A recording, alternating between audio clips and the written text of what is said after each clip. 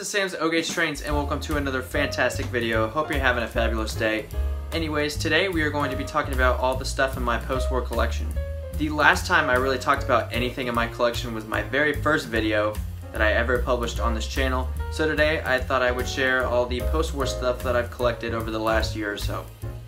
I'm sure a lot of you know by now what the post-war era is, but for those who don't, the post-war era is when Lionel really hit the ground running right after World War II, just like everybody was in America during that time.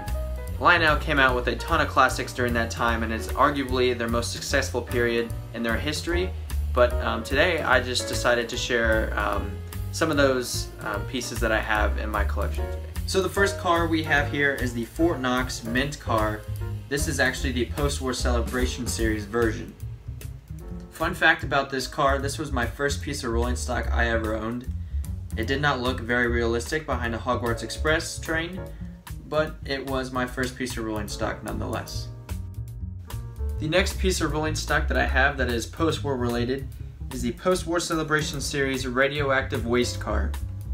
I picked it up because I like the element of when you add power to the track, these blink, and I thought that was a pretty cool feature, so I just picked it up.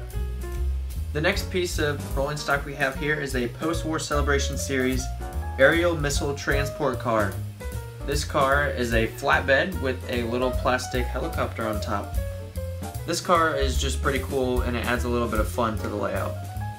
So moving on from the post-war celebration series stuff, here we have an actual post-war Lehigh Valley hopper car. I picked this up at a very local antique store for only about $5. And this was my first piece of post-war rolling stock.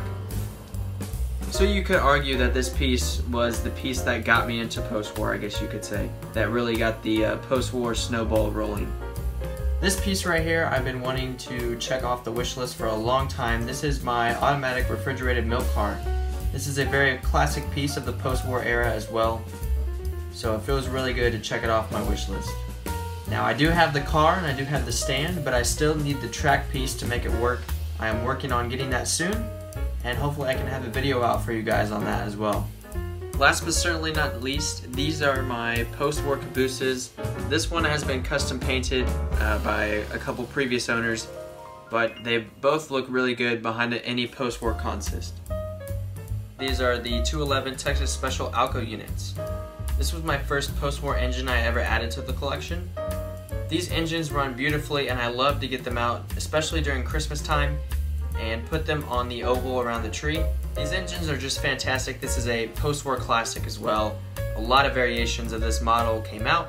If you want to see more about the Alco units and this model in particular, check out my historical series episode I did. This piece right here is the NW2 Seaboard Switcher.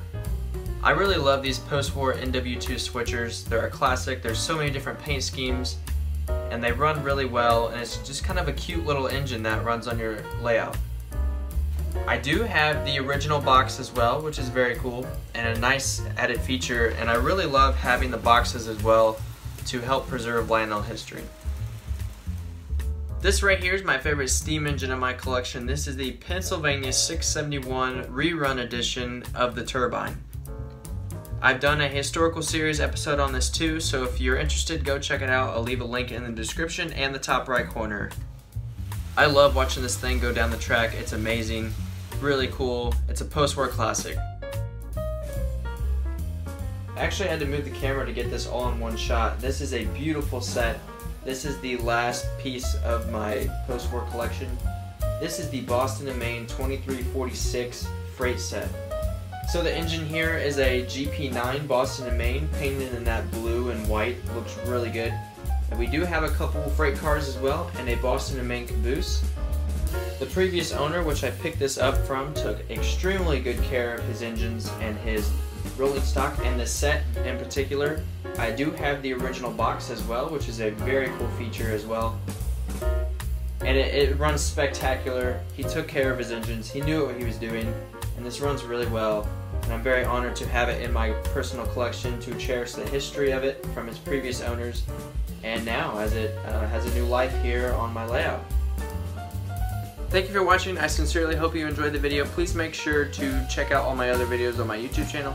But today I just kind of wanted to share all my post-war collection for two reasons. One was for me personally to see what I had and look back on it in the future. The second reason is for you guys. I wanted you to see kind of the updated roster of the post-war stuff. I've been really getting into that stuff lately, so it's pretty cool to see how the collection has grown over the years. Like I said before, thank you for watching. Please make sure to check out my ongoing project with RJ's Trains called the Model Train Talk Podcast. We have been working relentlessly to get this content out for you guys. We really just want to help build a community for the model train world, and at the end of the day, we all just want to talk trains. So thank you for watching. I'm signing off. I will see you guys in the next video or in the next podcast.